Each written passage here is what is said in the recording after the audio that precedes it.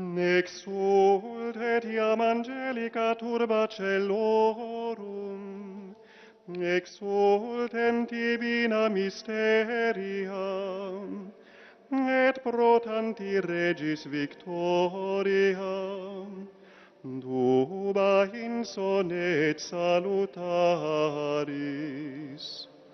Gaudeat et tellus, dantis irradiata fulgoribus, et eterni regis splendore illustrata, dotius orbis essentiat,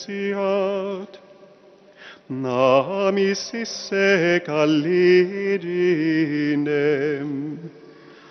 Letetur et mater ecclesia, tanti luminis adornata fulgoribus, et magnis populorum vocibus, te caula resultet.